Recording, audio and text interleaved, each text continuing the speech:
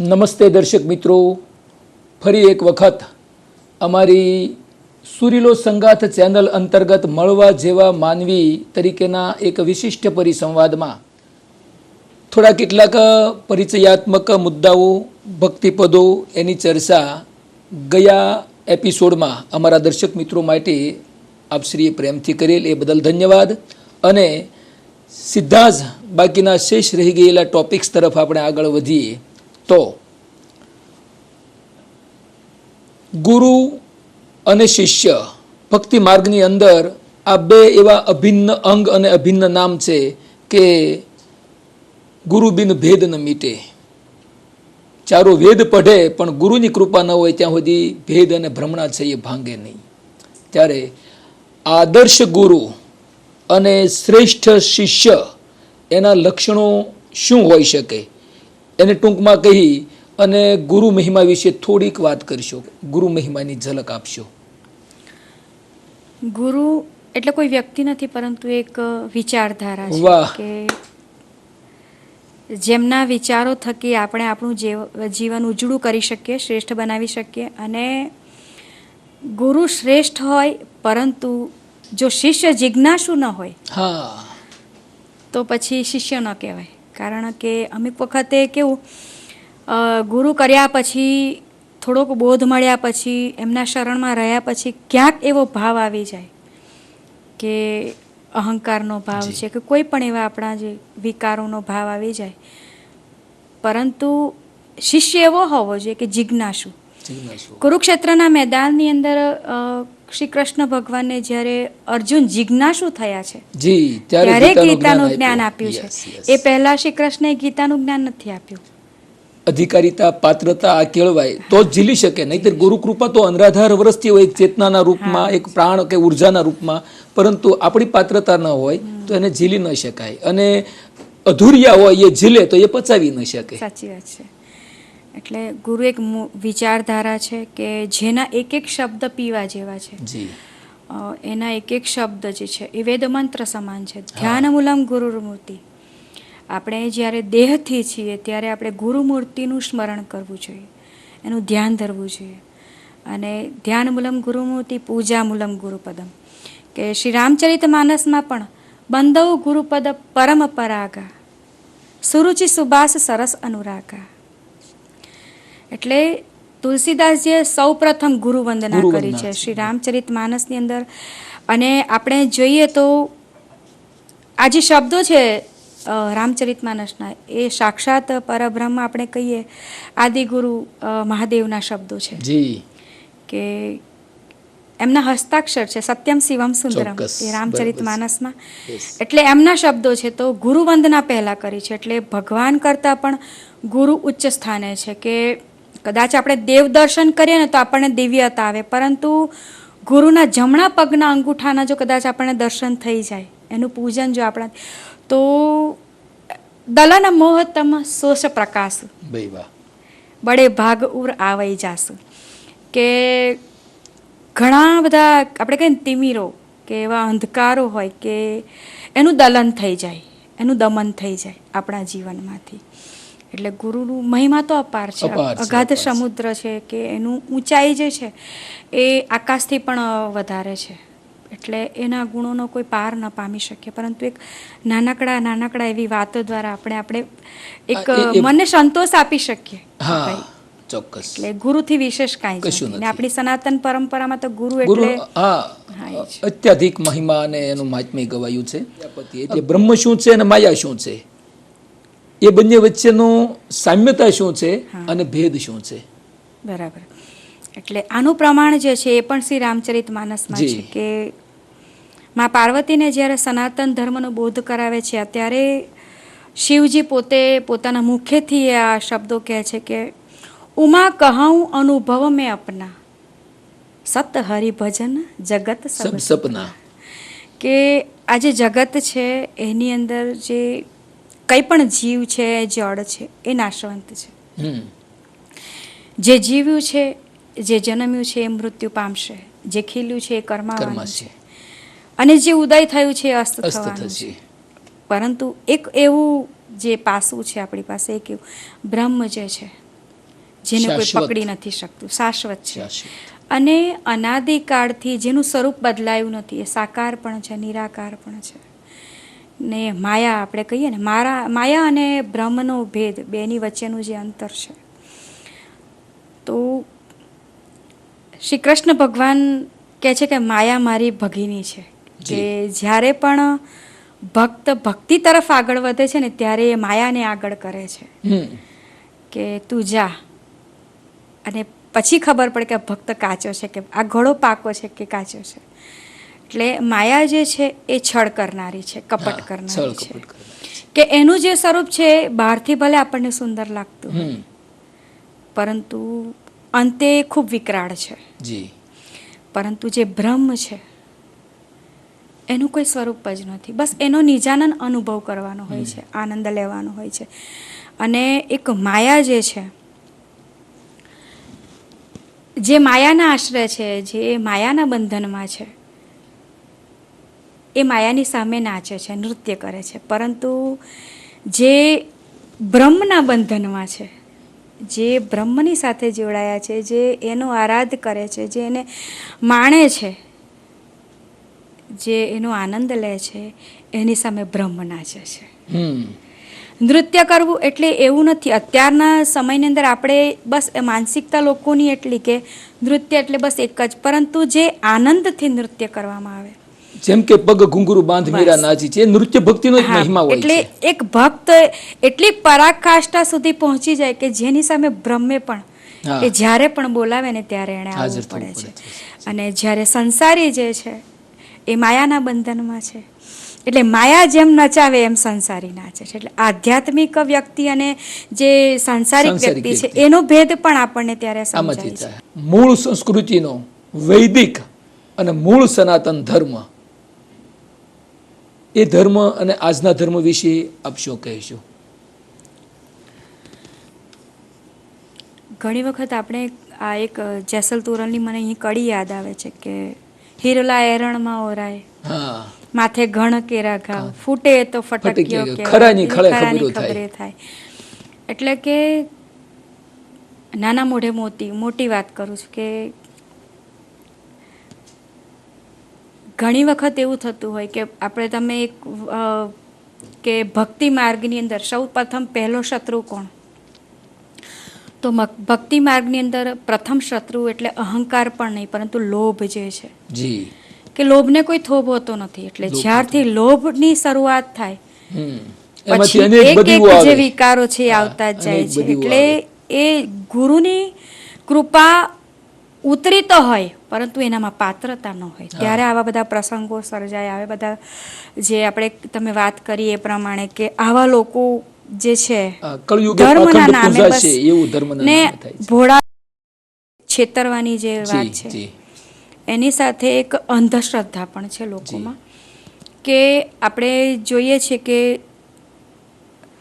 જ્યાં પણ આપણે કંઈક ધર્મનું કામ કરતા હોય તો સૌ પ્રથમ એક ચિહ્ન તરીકે આપણા ધર્મનું કે દીવડો પ્રગટાવવામાં આવે. પરંતુ અત્યારની જે વાત કરીએ તો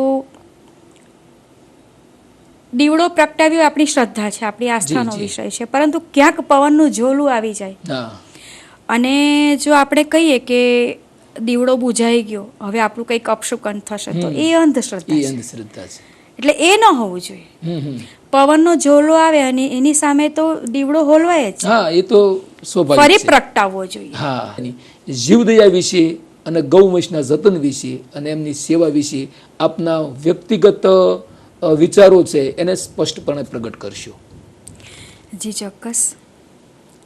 આપણે કહ્યું તેમ એક આપણે સનાતન ધર્મી છીએ, એટલે દરેક જીવ પ્રત્યે કરુણા હોવી એ આપણો સ્વભાવ છે, આપણો નિયમ છે કે દરેક જીવને આપણાથી કંઈક કરુણા મળવી જોઈએ, વાત્સલ્ય મળવું જોઈએ, પ્રેમ મળવો જોઈએ. પરંતુ અત્યારે સમય ખૂબ ખરાબ છે અને આપણે કહીએ કે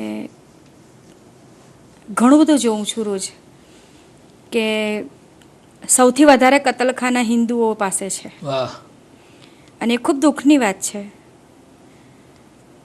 કે જે આપણે જીવને જો પાછા જીવાડી ન શકીએ તો આપણને કોઈ હક નથી એને મારવાનો, આપણો કોઈ અધિકાર નથી એને મારવાનો. અને આજના યુવાનોને આપણે એક જ વાત કહીએ કે જ્યારે તમે સવારે તૈયાર થાવ તો એક વખત તમે માથાના વાળથી લઈને પગ સુધી પોતાને નિરીક્ષણ કરજો કે આપણે કંઈક એવું તો નથી પહેર્યું કે જેનાથી કોઈક જીવને દુઃખ થયું હોય. ચોક્કસ. આજે ઘણી બધી ડેરીઓમાં દૂધ ઉત્પાદન માટે કારણ આપણો ઉપયોગ વધારે છે દૂધનો, એટલે આપણા ઉપયોગને માટે આપણને પૂરું થાય એના માટે થઈને કૃત્રિમ રીતે ગાયને ગર્ભાધાન કરાવવામાં આવે છે. ને ઘણી વખત એવું એ સાંભળ્યું છે અને એવું એ જોયું છે કે સામે એનું વાછરડું બાંધ્યું હોય અને એની સામે એની મા બાંધી હોય, પરંતુ એ ગાય એના બચ્ચાને મળવા માટે તલસતી હોય અને એનું જે વાછરડું છે એ દૂધ પીવાને માટે આતુર હોય, પરંતુ એના નસીબમાં નથી હોતું. જ્યારે આપણે બાળક છીએ ત્યારે આપણે આપણી માતાનું દૂધ પીધું છે, હવે ની જરૂર છે, તો એના ભોગે તો આપણે આ ન જ કરાય, ન જ કરી શકાય. એ વાછરડાના હકનું છીનવી એનું હકનું સ્વાર્થી. એટલે આપણે કહીએ ને કે ગાય અને વાછરડાના આંસુ પી રહ્યા છે, એનું લોહી પીધું છે. ચોક્કસ. એટલે ખૂબ દુઃખની વાત છે. અત્યારે ભારત દેશમાં આ વિષય ઉપર ચર્ચા કરવામાં આવે અને ઘણા બધા સાધુ સંતોએ આ ભગીરથ પ્રયત્નો કરતા જ રહે છે કે ભાઈ તમે કોઈ જીવની હત્યા ન કરો.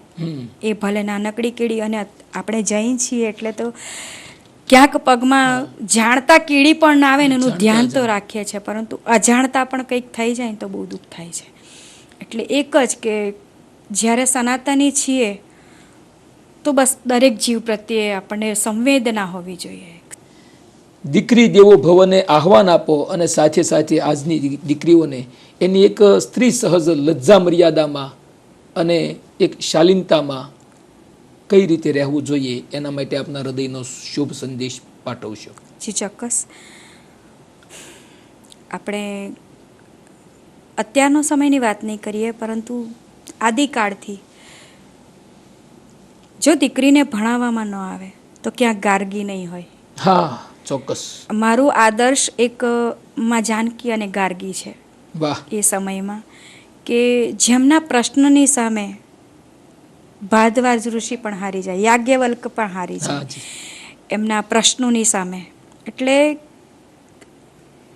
દીકરીઓને ભણાવવી જોઈએ, કારણ દીકરો ભણશે તો એક કુળને તારશે, પરંતુ જો દીકરી ભણશે તો એ 3 આખી નસલને સુધારશે. બરાબર. કારણ કે એ જે દીકરી ભણી હોય છે એનાથી આખું ઘર ભણે છે. હું મારી પોતાની વાત કરું. ચોક્કસ. તો હું ઘણું આવું બધું વાંચતી હોઉં છું કે આખો દિવસ મારો અભ્યાસ કંઈક ને કંઈક ચાલુ હોય. એટલે મારી જે નાની દીકરી છે એને ખૂબ રસ છે આ બધી વાતો જાણવામાં. એટલે ક્યારેક બેસી હોય ને તો મને કહે કે માં મને આ વાત સમજાવો ને, તો હું એને સમજાવું છું ને એ સમજી પણ જાય છે. અને મને આનંદ છે એ વાતનો કે દીકરીઓ સમજે છે. એ કેમ સમજે છે? કારણ કે પહેલાંથી એને સ્વતંત્રતા તો આપી છે, પરંતુ એની સામે એને મર્યાદાઓ પણ શીખવાડી છે કે અનુશાસન જે છે, આપણે બાળકોને અનુશાસનમાં લાવવા પહેલાં આપણે અનુશાસનમાં રહેવું જોઈએ. યસ. કારણ કે આપણાથી ઘણું બધું એનાથી શીખે છે અને ઘરમાંથી સંતાનોને પ્રેમ મળતો હોય તો એને બહાર શોધવા જવો ન પડે. આ એક તાત્વિક કારણ છે. ને એક સારા સમાજનું ઘડતર કોણ કરી શકે? એક માતા અને એક શિક્ષક. યસ. કે સારા બાળકો, સારા સંતાનો જે છે એનું ઘડતર કરે છે, સારા સમાજનું ઘડતર. ડેફિનેટલી. એટલે એક પુરુષો કદાચ સારું પુસ્તક વાંચે છે તે પોતે ખાલી વાંચે છે. યસ. કદાચ એ કોઈને એની વાત કરે નહીં, પરંતુ કોઈ સ્ત્રી કે કોઈ દીકરી જો સારું પુસ્તક વાંચે છે તો એ આખા ઘરને વંચાવે, આખા ઘરને, પડોશને એને એવી આદત એવો સારો ભાવ લોકો જાણે આ વાત કે કેવી સરસ છે. હું એક જૈન આચાર્ય વિજય રત્નસુંદર મહારાજ સાહેબની ખૂબ સારી બધી એવી પુસ્તકો વાંચું છું. મને એમના જે નાના નાના એવા ઉદાહરણો હોય એ ખૂબ ગમે છે કે જે સંસારમાં આપણને પરિવારથી જોડીને રાખે છે. આપણો પરિવાર કેવો હોવો જોઈએ? અત્યારે તો આપણે 50 જણના પરિવારની કલ્પના કરીએ, પરંતુ આપણા સનાતન ધર્મની અંદર એ વૈદિક પરંપરામાં આ હતું. 50 જણનું પરિવાર એક રહેતું હતું સાથે. એ આપણી પરંપરા હતી હતી. કે મોટા પરિવારો. અત્યારે ખરેખર આપણે જે લોકોમાં સહનશીલતા એટલે ઘટવા માંડી છે કે ઓછી થવા માંડી છે કારણ કે પરિવારો તૂટ્યા છે, પરિવાર તૂટ્યા, ખાનપાન બગડ્યા. બસ એ જ કે આપણે સૌપ્રથમ શરૂઆત આપણા ઘરથી કરવી જોઈએ. ચોક્કસ. કે જો આપણે કંઈક સારું કરવું છે તો આપણા જે સંતાનો છે એને હૃદયથી રાખવા જોઈએ. ચોક્કસ. એક તો વાત કે જ્યારે આપણે એક સારું કાર્ય કરે તો બધાની વચ્ચે એને પ્રોત્સાહન આપવું જોઈએ, અને જો કદાચ એનાથી કોઈ ભૂલ થઈ જાય તો આપણે એને એકાંતમાં સમજાવીને કહેવું જોઈએ. બરાબર ને સમજે જ છે એ લોકો. હું એક દાખલો આપું. એક વખત હું નાસિક ગઈ હતી અને ત્યાં 7 થી 8 વર્ષની એક દીકરી કે જેને ના શબ્દ ખબર જ નથી, હું એને મળી એટલે એના દાદા દાદી સાથે આવી હતી. એટલે મેં એને પૂછ્યું કે મને બહુ આનંદ આવ્યો એની સાથે વાત કરીને. એટલે મેં કીધું કાલે તારા મમ્મી પપ્પા આવશે તો તું મારી સાથે વાત તો કરીશ ને, કારણ કે મને એની સાથે વાત કરવું બહુ જ ગમ્યું. તો કે કાલે મમ્મી પપ્પા આવે છે એટલે હું તમને સમય નહીં આપી શકું. વાહ. હું મારા મમ્મી પપ્પા સાથે બેસીશ, એમની સાથે વાત કરીશ. ઘર સભા. બસ એ જ. એટલે એણે મને ના નથી કરી, એણે મને એમ કીધું કે મારા મમ્મી પપ્પાને સમય આપીશ. એ કેમ થયું તો મેં એના દાદી પાસે જાણ્યું કે આટલી સરળ અને સહજ કેમ છે. એને ક્યારેય ઉશ્કેરાટ કે ગુસ્સો નથી આવતો, એને ક્યારેય ક્રોધ નથી આવતો, એ ક્યારેય નારાજ નથી થતી. અને ત્યારે એના દાદીએ મને એક વાત કરી કે બેન જ્યારે એના મમ્મીના ગર્ભમાં હતી ને ત્યારે એક પેરેન્ટિંગ કરીને હમણાં ઘણી જગ્યાએ સુરતમાં પણ ચાલે છે કોર્સ એવો કે જ્યારે બસ એ જ કે જ્યારે સ્ત્રીઓ ગર્ભવતી હોય ત્યારે એના સેશન ભરે છે, એના શિબિરો ભરે છે. તો એની મમ્મી જતી હતી અને જ્યારે પણ એ ઘરની બહાર નીકળે એટલે એના જે પેટ ઉપર હાથ રાખીને એની મમ્મી એ બાળકની આજ્ઞા લેતી હતી કે હવે આપણે અહીં જઈ રહ્યા છીએ ને ફરી પાછા ઘરે આવીશું. એટલે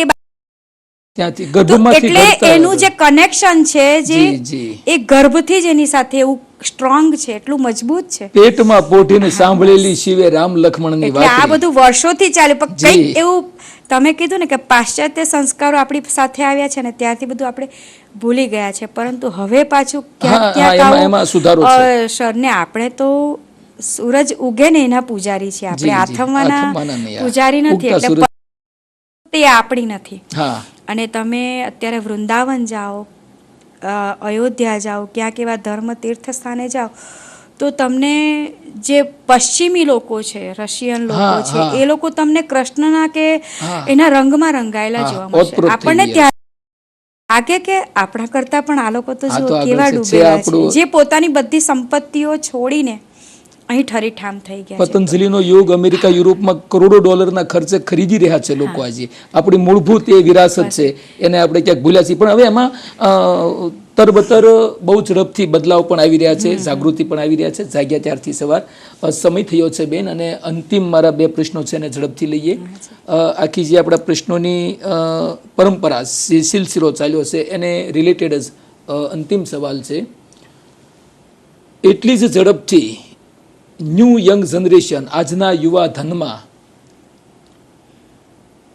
વિશેષ કરીને સમૃદ્ધ લોકોમાં પણ અક્ષમ્ય એવા જીવલેણ વિવિધ કક્ષાના અનેક વ્યસનો, એના સત્તાવાર આંકડાઓ પણ મારા પાસે છે. સમયના અભાવે આપણે વાતને લાંબી નથી કરતા, પરંતુ વ્યસનનો વળગાડ એટલે નવું યુવાધન એ આજે વિવિધ પ્રકારના જીવલેણ બીમારીઓ આપતા અસંખ્ય વ્યસનોના રવાડે ચડી અને પોતાનું તન, માનસિક સ્થિતિ, કેરિયર, શિક્ષણ અને ભાવિ જીવન બરબાદ કરી રહ્યો છે. વ્યસન મુક્તિ વિશે આપ અમારા દર્શક મિત્રોને, જાહેર સમાજને આપનો આહવાન ભર્યો એક પ્રાર્થના સંદેશ એ આપશો. કદાચ કોઈને લાગી જાય એમાંથી 2 જણા છૂટે આપણા આ એપિસોડના માધ્યમથી સાચી સમજ આવે તો એ પણ એક જ્યોતથી જ્યોત જગાવવાનું કામ કર્યું ગણાશે, એ સેવા ગણાશે. બરાબર. વ્યસન મુક્તિ. વ્યસન એટલે આપણને શારીરિક રીતે તો નુકસાન કરે, માનસિક રીતે અને આર્થિક રીતે પણ નુકસાન કરે છે, અને જેમાં કોઈનું ભલું નથી. આપણે જ્યારે સંસારી છીએ ત્યારે આપણો પરિવાર છે, તો સૌ પ્રથમ હું એ લોકોને એ જ પ્રાર્થના કરું છું કે પોતાનો વિચાર કર્યા વિના પોતાના પરિવારનો પહેલાં વિચાર કરે. કારણ કે જે પણ વ્યસની છે એ લાંબા ગાળે પણ ગંભીર રોગથી પીડાવાની જેની છે ને તો એ વધી જાય છે, ક્ષમતા વધી જાય છે.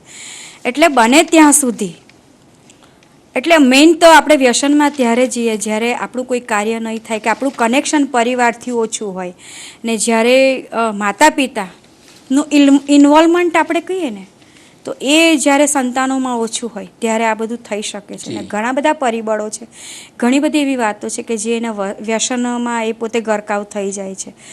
પરંતુ જે એમાં ડૂબ્યા છે એ પહેલાં વિચાર કરવાનો હોય, કારણ કે મારા નજીકમાં પણ એવા બધા ઘણા પ્રસંગો બન્યા છે જે વ્યસનમાં ચડીને પોતે આજે મૃત્યુ પામ્યા છે. અને ઘણી દુઃખની વાત છે કે પોતે તો જતા રહે છે પરંતુ એનો જે પરિવાર છે એ રખડી પડે છે. એક આંકડો એવો છે કે વિશ્વમાં દર વર્ષે માત્ર તંબાકુના સેવનથી, only smoking and chewing tobacco, drugs, દારૂ, હેરોઇન, કોકીન, બ્રાઉન શુગર, અફીણ, ગાંજો, ચરસ એની વાત જ નથી. માત્ર તંબાકુના સેવનથી દર વર્ષે આ પૃથ્વીના ગોળા ઉપરથી મોર ધેન 60 થી 65 લાખ કરતાં પણ વધારે આશાસ્પદ યુવાનો મૃત્યુને ભેટે છે. 22-35 વર્ષની એમની કોઢભરી અખંડ સૌભાગ્યવતી અકાળે વિધવા બને છે. નાના નાના ફૂલ જેવા બાળકો છે એ પિતાની છત્રછાયા ગુમાવે છે. અને ઉછેરીને ભણાવી ગણાવીને મોટો કર્યો હોય, ગઢપણની લાકડીની સેવા કરનારો એવા વૃદ્ધ માવતરની ગઢપણની લાકડીની સેવાનો સહારો તૂટી પડે છે. ભારતમાં પ્રત્યેક 4.5 મિનિટે બેન માત્ર તંબાકુના સેવનથી પ્રત્યેક 4.5 મિનિટે એક યુવાન મોતને ભેટે છે. અને એના કમ્પેરિઝનમાં ગુજરાત અવ્વલ નંબરે છે. ગુજરાતમાં આપણું સૌરાષ્ટ્ર અને એમાંય ખાસ કરીને આપણું સુરતમાં હું ન ભૂલતો, દર્શક મિત્રો ક્ષમા કરે, જવાબદારીપૂર્વક બોલું છું કે માત્ર સુરત શહેરમાં રોજના 2 થી 2.5 કરોડ રૂપિયાના પાન માવા અને સિગારેટ ફૂંકી નાખવામાં આવશે પર ડે. બરાબર, 2.5 કરોડ રૂપિયાના. એટલે આ સ્થિતિ છે. એટલે બાબા રામદેવને પ્રાર્થના કરીએ કે સૌને સન્મતિ મળે અને આપણો સમાજ, નવું યુવાધન વ્યસન વિમુક્ત બની અને વહાલના માર્ગે, ધર્મના માર્ગે, વિકાસના માર્ગે આગળ વધે. છેલ્લે બાબા રામદેવના ખોળે બેઠા છીએ ત્યારે આપને પસંદ પડે તે એની 2 પંક્તિઓ રજૂ કરશો અને એ પહેલાં ટૂંકમાં વિવરણ કરશો નિજાર ધર્મ એટલે શું અથવા નિજારી એટલે શું, મૂળ ધર્મની વ્યાખ્યા શું? નિજાર એટલે જેને કોઈ બંધન નથી, એવો મૂળ ધર્મ કે જેની સ્થાપના શિવ અને શક્તિએ કરી છે. એટલે અનાદિકાળથી આ પરંપરા ચાલી આવે છે કે જેની અંદર ગુરુ પરંપરા આપણી કે સૌ પ્રથમ જે ધર્મી છે, જે નિજાર ધર્મી છે, જે સનાતની છે, એની અંદર પ્રથમ ઉપદેશ છે કે કોઈ પણ જીવની હત્યા ન કરવી. કોઈ પણ જીવને જાણતા અજાણતા પણ દુઃખ ન થાય એનું ધ્યાન રાખવું. ઘણા બધા એની અંદર નિયમો છે કે ચોરી ન કરવી. અને જ્યારે આપણે સનાતન ધર્મી છે, નિજારી છીએ, જ્યારે આપણે પૂર્ણ પુરુષોત્તમ એવાને જો આરાધતા હોઈએ તો આપણે બંધનમુક્ત થવાને માટે એના આશરે બેઠા છીએ. એક આપણે આ પરંપરાની અંદર જ્યોતનું મહત્વ વધારે છે કે એ સમયમાં આ બ્રહ્માંડ છે એની અંદર એક અનાહદ નાદ જે છે એ હંમેશને માટે ગુંજતો રહે છે. એટલે આ બ્રહ્માંડનો જે પ્રાણ છે, એટલે આ જે પ્રજ્વલિત દીપક, આપણે અત્યારે સનાતન ધર્મની વાત કરી રહ્યા છે તો ઘણા બધા એવા શબ્દો છે કે જે વર્જિત છે, આપણે એનો ઉપયોગ નથી કરતા એની અંદર, કે જેની સમજણ હજી લોકોને નથી કે આપણે કંઈક દીવડો પ્રજ્વલિત કરવો જોઈએ, દીવડો સળગાવવો ન જોઈએ. કે સળગાવે એટલે નાશ પામે છે, જ્યારે પ્રજ્વલિત કરીએ છીએ તો એમાંથી કંઈક એવી સકારાત્મક જે છે એ નીકળે છે. એટલે દીપક જે છે એ આપણું જ્ઞાનનું પ્રતીક છે, એનું રૂપક છે. અને કોઈ પણ તમે અનુષ્ઠાન કરતા હોય તો એમાં અગ્નિ જે છે એને પ્રજ્વલિત કરવામાં આવે છે. અને રામદેવજી મહારાજનું અભય વચન છે કે જ્યાં પણ સનાતન ધર્મના અને પાઠનું મંડાણ થાય છે, પાઠનું પૂજન થાય છે, અને જ્યાં દિવ્ય જ્યોતિ પાઠનું આયોજન હશે, જ્યાં દિવ્ય જ્યોતના અજવાળા હશે, ત્યાં સૂક્ષ્મમાં સૂક્ષ્મ સ્વરૂપે પણ પોતે ત્યાં હાજર હશે. ચોક્કસ ચોક્કસ. અને એટલે જ આજે પાઠ પરંપરામાં આપણે કહીએ ને કે જે પાઠ જે છે એ આપણા દેહનું સ્વરૂપ છે, આખા બ્રહ્માંડનું સ્વરૂપ છે, કે દરેક જે એમાં ખૂણા જે છે એ આપણા બ્રહ્માંડનું પ્રતીક છે. એમાં કોટવા અને એની અંદર જે આ દીવડો છે, આ જ્યોત છે, એ સનાહત અનાહત નાદનું પ્રતીક છે. બહુ ગહન ચર્ચાનો વિષય છે. આના વિશે ફરી પાછું સ્પેશિયલ મૂળ ધર્મ ઉપર અને પાઠ પરંપરા, એની સ્થાપના, વિકાસ, એના અવરોધો, અને જેમ ચોપાટના ખાનાઓ અને બધા ફાયદાઓ રમતા હોય, એમાં આખું રૂપક તરીકે આપણે ભક્તિના માર્ગનું ચારે રંગોના સોગઠાની વાત આવે છે ચોપાટમાં, એમ પાઠ છે એ પાઠ મંડાણો, એટલે કઈ અનાજ કઠોળ બધું મૂક્યું અને દીવડો પ્રગટાવ્યો એ જ નથી. આ દેહ છે એ પાઠરૂપી છે, એમ તમે કહ્યું. એના અનુસંધાનમાં એમનો શબ્દાર્થ, તત્વાર્થ, ભાવાર્થ, એના વિશે ફરી કોઈ વખત પાછા આપણે સુરીલો સંગાથમાં મળવા જેવા માનવી તરીકે ફરી મળીશું.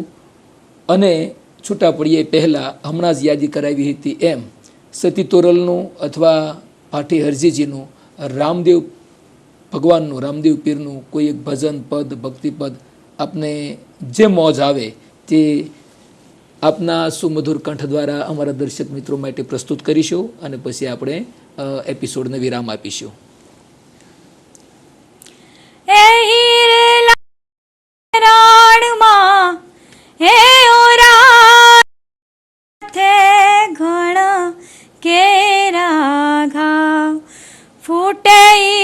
ફટક્યો કહેવાય, ખરાની ખરે ખબરું થાય.